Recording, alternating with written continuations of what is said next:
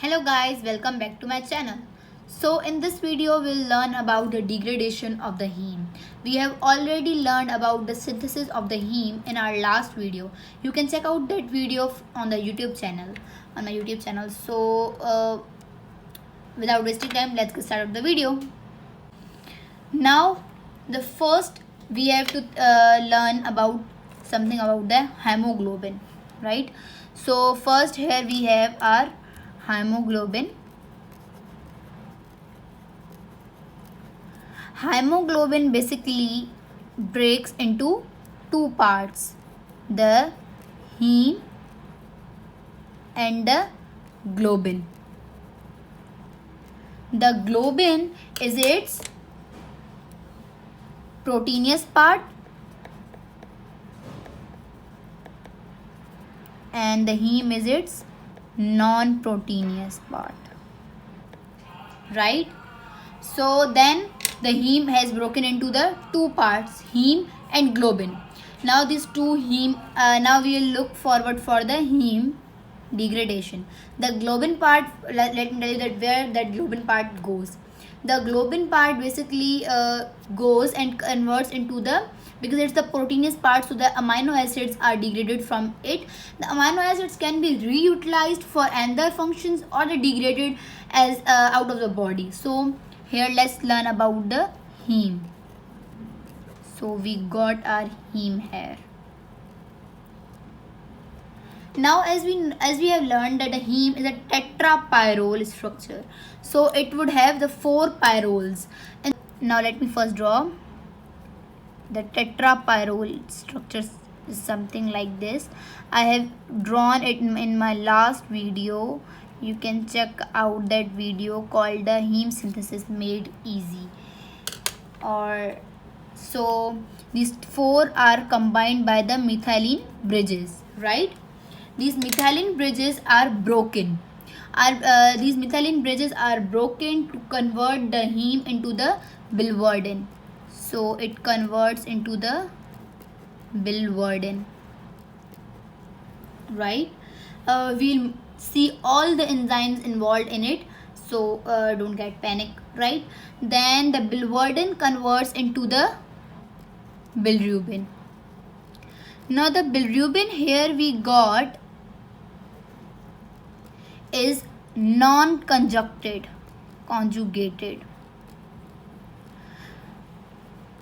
When I'll discuss the conjugated, I'll differentiate these both bilirubins, right?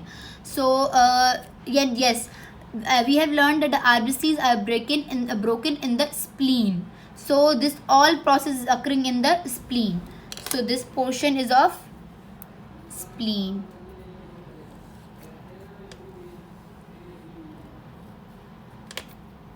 Till up to here, spleen, right?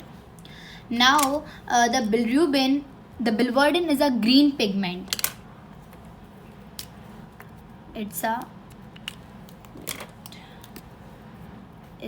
green pigment.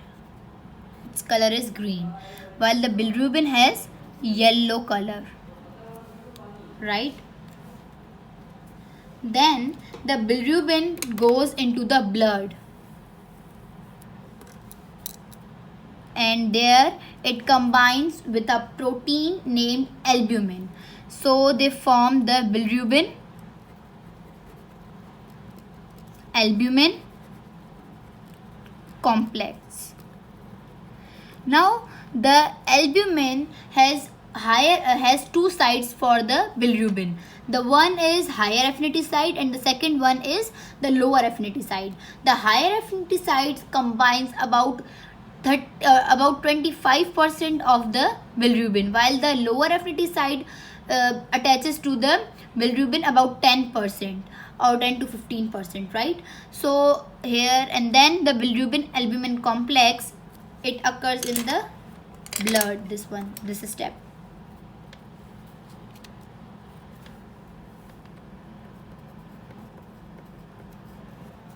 right? Then the bilirubin albumin complex goes into the liver, where it converts into the bilirubin again. through the process hydrolysis. I'll write that here later on. So through a process hydrolysis, it converts into the bilirubin again, but this bilirubin is the conjugated one. Now the difference between the conjugated and the non-conjugated is that the bilirubin which is conjugated has already combined with the albumin complex and formed a bilirubin albumin complex, but the non-conjugated hasn't. The difference, now you will be thinking, if it has to do this, then why it converted into the complex, and what is the reason behind it? The reason behind it is that the bilirubin non-conjugated is the lipophilic. This one is lipophilic. It means it is not dissolved in the water, but this one is water soluble. Right, this one is the difference between the conjugated and the non-conjugated bilirubin. Then the bilirubin goes in the then the bilirubin converts into the bilirubin, I'm sorry for the spelling mistakes, guys. The bilirubin converts into the bilirubin diglucuronide, right? Then this bilirubin diglucuronide converts into the bile. So here we got our bile. This section occurs in the liver, so this occurs in the up to here in the liver. Then from the liver it enters into the kidney. Bile is formed. Then from the bile it converts into the urobilinogen, which is a colorless compound, right?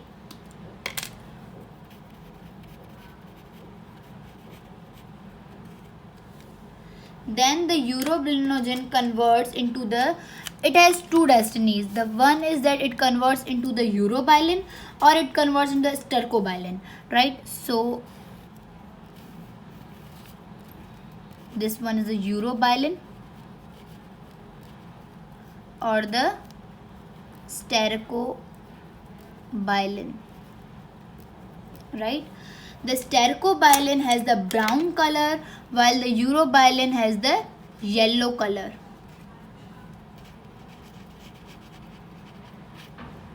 Right? Then the urobilin goes in the urine and pass out from the body, and the stercobilin as the feces. Now let's first get a revision of this all, and then we'll come upon the enzymes involved in this process. The first is hemoglobin. It converts into the two parts, heme and the globin. Heme is the non-proteinous, globin is the proteinous part. The hemoglobin gives a heme. The heme has the methylene bridges which are broken down to in order to convert the heme into the biliverdin, which is a green pigment. Then the biliverdin converts into the bilirubin, which is a non-conjugated and a lipophilic in nature. Its color is yellow, and then it converts it goes into the blood, and it combines with the albumin to form the bilirubin albumin complex. Then the bilirubin albumin complex goes into the liver, and there it, through the process of the hydrolysis, it converts into the bilirubin, which is a conjugated one. Then the bilirubin combines with the 2 moles of the glucuronic acid, and it becomes the bilirubin diglucuronide. Then the bilirubin diglucuronide converts into the bile.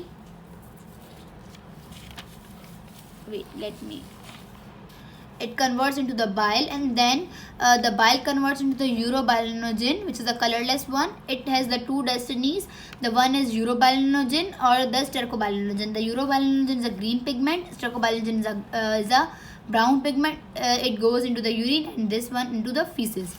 Now let's come upon the enzymes involved in this process. So the first enzyme that converts heme into the biliverdin is the heme oxidase.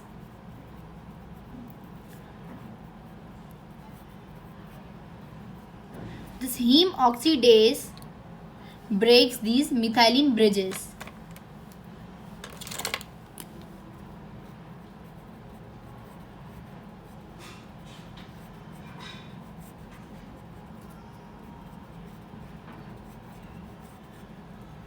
Right?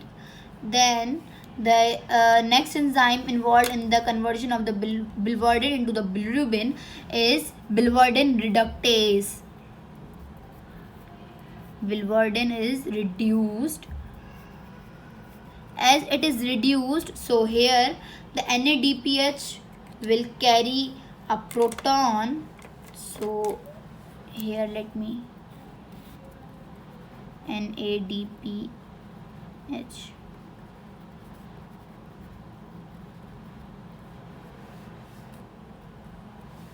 Right? So because there is reduction occurring, then the bilirubin converts into the bilirubin or albumin complex, because here the albumin combines with the bilirubin. Now here I told you that the bilirubin has two sides. Albumin has two sides. Albumin has two sides for bilirubin.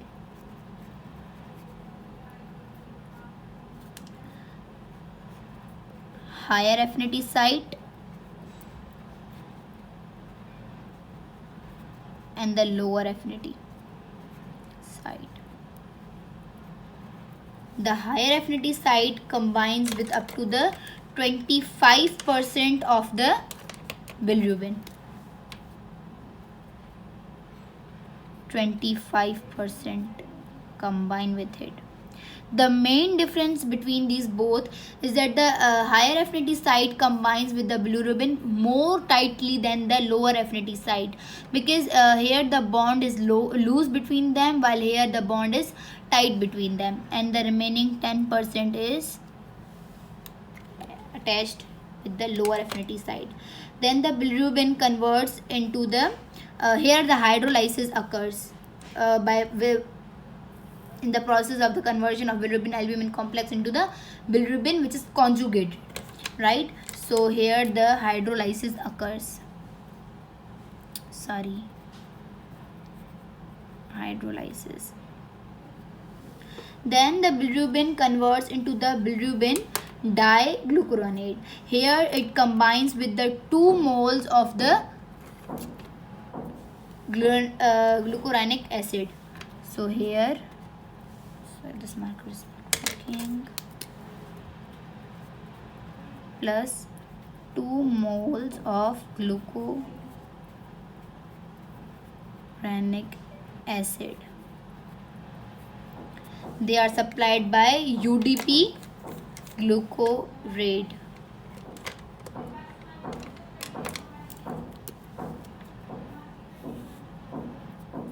Supplied by UDP glucurate, right? Then what happens is that the bilirubin diglucuronate converts into the bile, and then it converts into the urobilinogen, and then it converts into the urobilin and the stercobilin, right? Some more points about the heme is that the 80% of the heme for the degradation comes from the erythrocyte and 20% from the immature RBCs. So here I am writing erythrocytes, immature RBCs, right? So 80%, 20%. then the 6 gram of hemoglobin is degraded per day, which gives the 36 gram bilirubin, or the 35 to 36 gram averagely. So let me write it here. 6 gram hemoglobin degraded per day,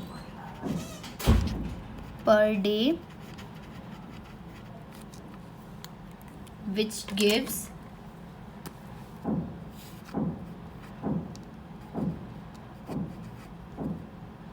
35 gram of bilirubin.